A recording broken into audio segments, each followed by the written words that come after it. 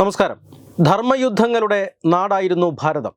Operation Sindoor അത്തരം ധർമ്മയുദ്ധങ്ങളുടെ ഏറ്റവും ഒടുവിലത്തെ കണ്ണിയാണ് എന്ന് വേണം വിലയിരുത്താൻ. ലോകം മുഴുവൻ ഇന്ത്യയുടെ മറ്റൊരു യുദ്ധ മാതൃക കൂടി കണ്ടിരിക്കുന്നു. ധർമ്മത്തിൻ്റെയും കൈക്കരുത്തിൻ്റെയും ബുദ്ധികൂർമ്മതയുടെയും കൃത്യതയുടെയും ഒരു യുദ്ധ മാതൃകയായി ഓപ്പറേഷൻ സിന്ദൂർ മാറുകയാണ് ഉണ്ടായത്. ഓപ്പറേഷൻ സിന്ദൂറിനെ കുറിച്ചുള്ള വളരെ വിശദമായ ഒരു പ്രഭാഷണത്തിന് വേദിയാവുകയായിരുന്നു ഇന്ന് കേരള രാജ്ഭവൻ. പ്രശസ്ത ചാർട്ടേഡ് അക്കൗണ്ടൻറ്റും അതുപോലെ തന്നെ പ്രഭാഷകനും കോളംനിസ്റ്റുമായ എസ് ഗുരുമൂർത്തിയായിരുന്നു പ്രഭാഷകൻ. ഓപ്പറേഷൻ സിന്ദൂറിനെ കുറിച്ചുള്ള വിശദമായ വിവരങ്ങൾ അദ്ദേഹം പ്രഭാഷണത്തിൽ സദസ്യർക്കായി അണിനിരത്തി. Modi was conferred highest civilian award, our Bharat Ratna kind of awards in 21 countries and 5 of them Muslim countries. That is Saudi Arabia, Afghanistan, UAE, Bahrain, Kuwait and Egypt. He transformed himself. With the result, the Morning Consult, which is the foremost American consulting agency, which grades the global leaders, from 2019 till today, it has come out with its quarterly survey, has said he is the most admired leader in the world. Do you mean to say 2016, 2019 and now Operation Sindoor would have been possible with a lesser Modi? Impossible. And the rise of India. When he came to power, there were two deficits. One, he himself was a deficit. Second was, India was regarded as 5 fragile economies, shaking to collapse. From that, he transformed the Indian economy from being 5 fragile economies into 4 among the 4 strongest economies in the world. And in this period, Pakistan crashes. Pakistan and India had the same GDP in 1960. Today, India's GDP is 10 times more than Pakistan. 10 times. Our foreign exchange reserve is $690 billion. Pakistan's foreign exchange reserve is $9 billion. Borrowed from IMF.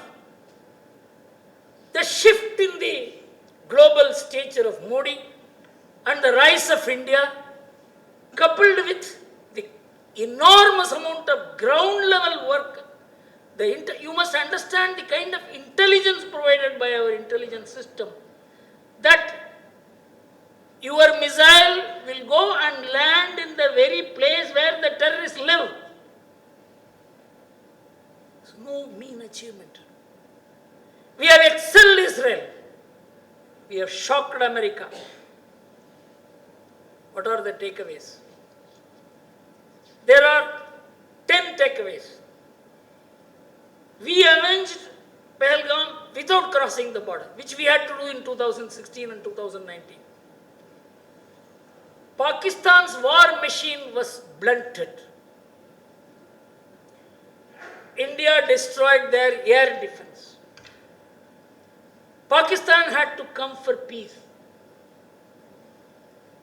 And we declared our policy, so long our policy on terror was not clear. We said, if you hit us, it's a war. You have to be prepared for a war.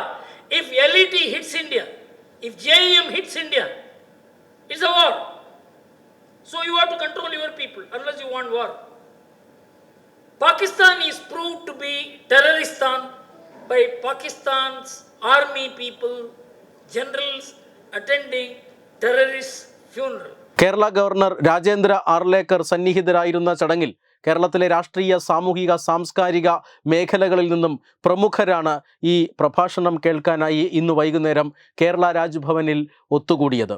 ലോകത്തിലെ എല്ലാ രാജ്യങ്ങൾക്കും സ്വന്തമായി ഒരു സൈന്യമുണ്ട്. എന്നാൽ സ്വന്തമായി ഒരു രാഷ്ട്രമുള്ള സൈന്യമാണ് പാകിസ്ഥാൻ സൈന്യം എന്ന് എസ് ഗുരുമൂർത്തി പറഞ്ഞു. അതായത് അത്രമാത്രം രാഷ്ട്രീയ താല്പര്യങ്ങളുള്ള ഒരു സേനാ വിഭാഗമാണ് പാകിസ്ഥാൻ്റേത്. പാകിസ്ഥാൻ്റെ ചരിത്രത്തിൽ 34 വർഷം ആ രാഷ്ട്രം നേരിട്ട് ഭരിച്ചത് അവിടുത്തെ പട്ടാളമാണ്. ബാക്കിയുള്ള കാലഘട്ടം അത്രയും ആ രാജ്യത്തെ പട്ടാളം ഭരണതലത്തിൽ നിർണായകമായ സ്വാധീനം ചെലുത്തുകയും ചെയ്തു. അങ്ങനെ ജനാധിപത്യത്തിൻ്റെ അംശം പോലും തൊട്ടു തീണ്ടിയിട്ടില്ലാത്ത പട്ടാള ഭരണത്തിന് കീഴിൽ അമർന്നിട്ടുള്ള ഒരു മതരാഷ്ട്രമായി മാറുകയാണ് പാകിസ്ഥാൻ. പാകിസ്ഥാനിലെ പട്ടാളം മറ്റ് ലോകരാജ്യങ്ങളിലെ പട്ടാളങ്ങളെ പോലെ പ്രൊഫഷണലുകളല്ല എന്ന് എസ് ഗുരുമൂർത്തി അദ്ദേഹത്തിൻ്റെ പ്രസംഗത്തിൽ പറഞ്ഞു.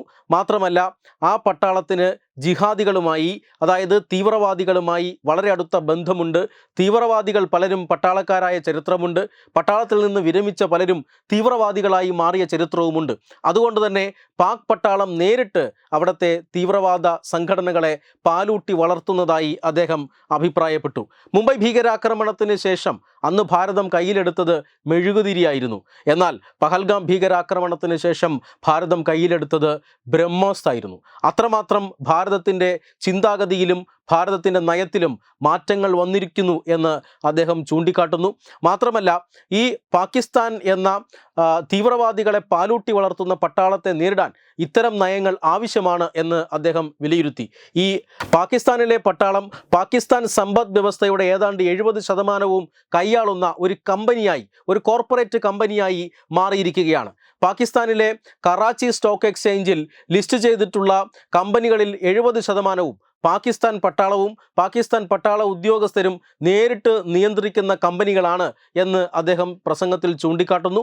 ഇത്തരമൊരു സൈന്യത്തെ, ഇത്തരമൊരു രാഷ്ട്രത്തെ നേരിടാൻ ഒരു അയൽ രാജ്യമെന്നുള്ള നിലയിൽ ഇന്ത്യക്ക് വളരെ കൃത്യമായ നയമുണ്ടാകണം. വളരെ ചുട്ട മറുപടി നൽകാനുള്ള ഒരു കരുത്തുണ്ടാകണം. അത്തരമൊരു രാഷ്ട്രീയ നേതൃത്വം ഇന്ത്യക്ക് അത്യാവശ്യമാണ് എന്ന് അദ്ദേഹം എടുത്തു പറഞ്ഞു.